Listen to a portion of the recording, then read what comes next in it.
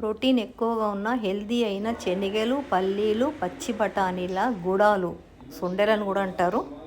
ఇది ఈరోజు మన బ్రేక్ఫాస్ట్. Hello, good morning. బాగున్నారు అందరూ? మీరందరూ బాగుండాలి, అందులో నేను ఉండాలి. ఈరోజు మనము ప్రోటీన్ ఎక్కువగా ఉండే హెల్దీ బ్రేక్ఫాస్ట్ చేసుకుందాము. హాఫ్ బౌల్ శనగలు, హాఫ్ బౌల్ పల్లీలు నానబెట్టిన నైట్. ఒక బౌల్ పచ్చి బఠానీ తీసుకున్నా. ఇవి నానబెట్టాల్సిన అవసరం లేదు. శనగలు నాని ఈ బౌల్ కన్నా ఎక్కువైనాయి, అందుకే వేరే గిన్నెలకు షిఫ్ట్ చేసుకున్నా. అవన్నీ ఇప్పుడు బేసన్లో పోసుకొని నీట్గా కడుక్కోవాలి.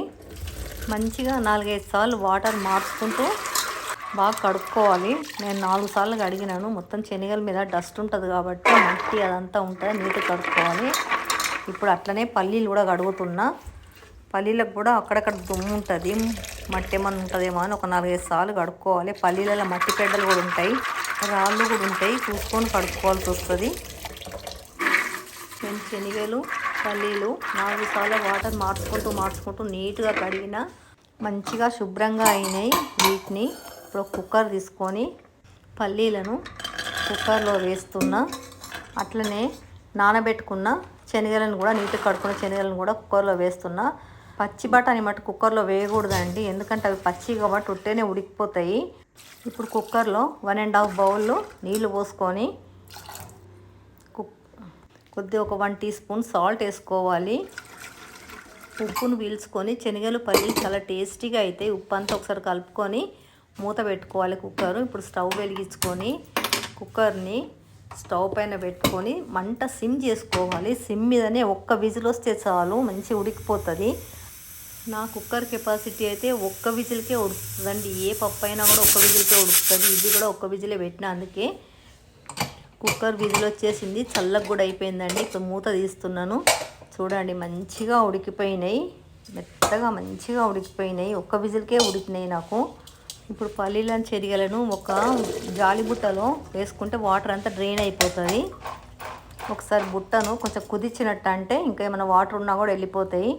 ఇప్పుడు పచ్చి బఠానీల బౌల్ కూడా దాంట్లోనే పెట్టేసి అన్నీ ఒక దగ్గర ఉంటాయని దాంట్లోనే పెట్టేసిన. నేను గుడాలు పోపు చేసుకోవడానికి 4 టమాటాలు కట్ చేసుకున్నా, 3 పచ్చిమిరపకాయలు కట్ చేసుకున్నా, గుప్పెడు కొత్తిమీర తీసుకున్నా, ఒక రెబ్బ కరివేపాకు తీసుకున్నా, ఒక హాఫ్ ఉల్లిగడ్డ పీల్ తీసి పెట్టుకున్నా. ఇప్పుడు స్టవ్ వెలిగించుకొని కడాయి పెట్టుకుందాము. కడాయిలో ఒక పెద్ద టేబుల్ స్పూను నెయ్యి వేసుకోవాలి. వేసుకున్న నెయ్యి అంతా మంచిగా మెల్ట్ చేసుకోవాలి. వేడికి మెల్ట్ అయిపోతుంది. నెయ్యి వేడయ్యేలోగా నేను ఒక 7-8 ఎల్లిపాయలు తీసుకున్న, పొట్టు తీసి ఎల్లిపాయలను మధ్యలోకి కట్ చేసుకోవాలి. పెద్దగా ఉన్నాయి కదా, హాఫ్ కట్ చేసుకోవాలి. ఇట్లా చేసుకుంటే చాట్ లాగా ఉంటుందండి. నెయ్యి కాగింది. ఒక హాఫ్ టీ స్పూన్ ఆవాలు వేసి చిట్పట్లాడగానే ఒక హాఫ్ టీ స్పూన్ జీలకర్ర వేసి వేయించుకోవాలి మంచిగా. ఇప్పుడు మనం కట్ చేసి పెట్టుకున్న ఎల్లిపాయలు కూడా వేసుకోవాలి. అన్నీ మంచిగా వేగేట్టు ఒకసారి సరాసంతో కలుపుకోవాలి. ఇప్పుడు ఒక రెబ్బ కరివేపాకు, కట్ చేసి పెట్టుకున్న 3 పచ్చిమిరపకాయలు వేసుకొని మంచిగా అంతా వేగేట్టు మంచిగా కలుపుకోవాలి. ఒక half teaspoon homemade అల్లం ఎల్లిగడ్డ పేస్ట్ వేసుకొని కలుపుకుంటూ మంచిగా వేయించుకోవాలి. పచ్చివాసన అంతా పోయేట్టు అల్లం ఎల్లిగడ్డ పేస్ట్ వేయించుకోవాలి. ఒక పావు టీ స్పూన్ మెంతిపిండి వేసిన, పావు టీ స్పూన్ పసుపు వేసిన, అవన్నీ కూడా మంచిగా బాగా కలుపుకొని కట్ చేసి పెట్టుకున్న 4 టమాటాలను ముక్కలను అందులో వేసేసి మంచిగా కలుపుకోవాలి. అన్నీ ఒకదానికొకటి కలిసేట్టుగా. ఇప్పుడు రుచికి సరిపడా సాల్ట్ వేసుకోవాలి. కడాయిలో ఇంగ్రీడియంట్స్కి సరిపడా శనగలు, బఠానీలు, పల్లీలు అన్నిటికీ సరిపడేట్టుగా వేసుకోవాలి. మనం ఉడకబెట్టేప్పుడు కొంచెం వేసినాం కానీ అయినా కూడా మళ్ళీ కొంచెం వేసుకోవాలి. మనం తీసుకున్న పచ్చి బఠానీలను కడాయిలో వేసుకొని కడాయిలో ఉన్న మసాలా అంతా బాగా పట్టేట్టుగా మంచిగా కలుపుకోవాలి. టమాటాలు, బఠానీలు అన్నీ కలిసేట్టుగా మంచిగా కలుపుకోవాలి. బఠానీలు పచ్చియే కాబట్టి మనం ఇంతకుముందు ఉడకబెట్టలేదు కాబట్టి కొంచెం వేయించుకోవాల్సి వస్తుంది. కనీసం 2-3 నిమిషాలైనా మంచిగా వేయించాలి. టమాటాలతో పాటు వాటిని కూడా వేయించితే మంచిగా వేగుతాయి, లేకుంటే పచ్చి స్మెల్ వస్తుంటాయి. వేగితే చాలా బాగుంటాయి, పచ్చిగుంట మటుకు బాగుండదు. అందుకే ఒక 2 నిమిషాలు ఓపికగా వేయించుతున్నాను. ఇప్పుడు 1 నిమిషం మూత పెట్టి మంచిగా ఉడకనిద్దాము. మసాలాలో బఠానీలు ఉడికితే మంచి వాటి ఫ్లేవర్ అంతా బఠానీలకు పట్టుకొని చాలా టేస్ట్ వస్తాయి బఠానీలు. ఒక్కసారి మూత తీసి చూద్దాము. చూడండి మంచిగా వేగిపోయినాయి. మంట సిమ్ చేసుకుంటూ హై చేసుకుంటూ కొంచెం చూసుకుంటూ వేయించుకోవాలండి. లేకుంటే మంట ఎక్కువైతే ఒక్కోసారి మాడిపోయే ఛాన్స్ ఉంటుంది. బఠానీలు వేగిన తర్వాత మీ దగ్గర ఏ మసాలా ఉంటే ఆ మసాలా కొంచెం మసాలా వేసుకోండి. నా దగ్గర నూడిల్ మసాలా ఉంది, నూడిల్ మసాలా వేస్తున్నా. ఏ మసాలా, గరం మసాలా అయినా వేసుకోవచ్చు. ఏదో కొంచెం టేస్ట్ కోసం అంతే, మంచి టేస్ట్ వస్తుంది వేస్తే. ఇప్పుడు ఇంకా మనం ఉడకబెట్టి పెట్టుకున్న పల్లీలు శనగలు కూడా కడాయిలో వేసుకొని మంచిగా అన్నీ ఒకసారి బాగా కలుపుకోవాలి. పల్లీలు శనగలు ఉప్పులో ఉడికినాయి కాబట్టి వాటికి కొంచెం ఉప్పు పట్టుకొనే ఉంటుంది.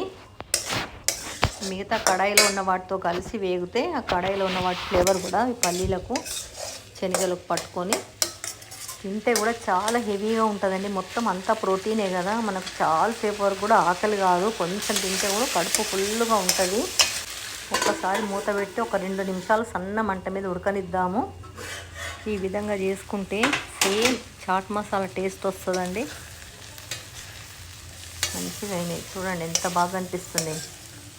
ఫుల్ కలర్ఫుల్గా మంచిగా ఉన్నాయండి. టేస్ట్ కూడా అంత బాగుంటుంది, చాలా బాగుంటుంది. ఒక్కసారి చేసుకోండి మీరు ఈ విధంగా, మీకే నచ్చుతుంది, చాలా బాగా నచ్చుతుంది. చూడండి ఎంత బాగా అనిపిస్తుంది.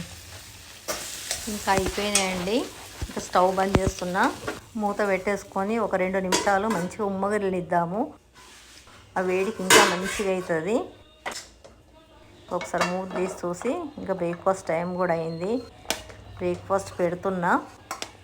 స్మెల్ కూడా మంచిగా వస్తుందండి. పచ్చి బఠానీలు, పల్లీలు, శనగలు ఉడికిన వాసనతో ఇల్లంతా గుమగుమలాడుతుంది. మంచి స్మెల్ వస్తుంది. పైన కొన్ని కట్ చేసి పెట్టుకున్న పచ్చి ఉల్లిపాయలు వేస్తున్నా. ఇప్పుడు వేయించి పెట్టుకున్న కొన్ని నువ్వులు, చలికాలం కొన్ని నువ్వులు తింటే మంచిగా ఉంటుందండి. డెకరేషన్ పర్పస్ కూడా బాగుంటుంది అని నువ్వులు వేస్తున్నా. కొద్దిగా ఒక చిటికెడు బ్లాక్ సాల్ట్ వేసుకుంటే చాలా మంచి టేస్ట్ వస్తుందండి. బ్లాక్ సాల్ట్ కొంచెం వేసుకోవాలి, చాలా బాగుంటుంది. అట్నే పైన కారం కూడా ఒక చిటికెడు ఎండు కారం పొడి పైన స్ప్రింకిల్ చేసుకుంటే టేస్ట్తో పాటు లుక్ కూడా మంచిగా వస్తుందండి. కొన్ని పచ్చి కొబ్బరి ముక్కలు సన్నగా కట్ చేసి వేస్తున్నా. కొబ్బరి కూడా హెల్త్కి చాలా మంచిది కాబట్టి లైట్గా వేస్తున్నా. ఇంకా లాస్ట్ ఫైనల్ టచ్అప్ సన్నగా కట్ చేసి పెట్టుకున్న కొత్తిమీర, కొరియండర్ లీవ్స్ వేసుకోవాలి. ఇంకా అంతే అండి, అయిపోయింది. చూడడానికి చాలా మంచిగా అనిపిస్తుంది. చూడండి క్లోజప్లో వేస్తున్నా. బ్రేక్ఫాస్ట్ తింటున్నామండి. యాస్టీస్గా అన్నపూర్ణ మాతం తలుచుకొని అన్నపూర్ణే సదాపూర్ణే శంకర ప్రాణవల్లభే జ్ఞాన వైరాగ్య సిద్ధ్యర్థం భిక్షాం దేహి చ పార్వతి మాతా చ పార్వతి పితా దేవో మహేశ్వర బాంధవా శివ భక్త శ్రేష భూనచమ దండం పెట్టుకొని తినాలండి. మీ పిల్లలకు కూడా ఇదే స్తోత్రం నేర్పించి తినే ముందు అన్నపూర్ణ మాతకు దండం పెట్టుకొని తినమని చెప్పండి. తిన్న మంచిగా అరుగుతుంది. మనకు ఫుడ్కి ఏనాడు లోటు ఉండదు మాత అనుగ్రహం ఉంటే. పిల్లలు చిన్నప్పుడే మనం నేర్పిస్తే నేర్చుకుంటారు. పెద్దగైతే వాళ్ళు చెప్పినట్టు వినరు, నేర్చుకోరు. చిన్నప్పుడు విన్నదే మైండ్ పట్టుకుంటుంది. వీడియో నచ్చిందా అండి? నచ్చితే ఒక లైక్ ఇచ్చుకోండి, షేర్ చేయండి, మీ ఫ్రెండ్స్కి ఫార్వర్డ్ చేయండి, సబ్స్క్రైబ్ చేసుకోండి. వీడియో మొత్తం చూసినందుకు థ్యాంక్ యూ అండి. Thank you very much.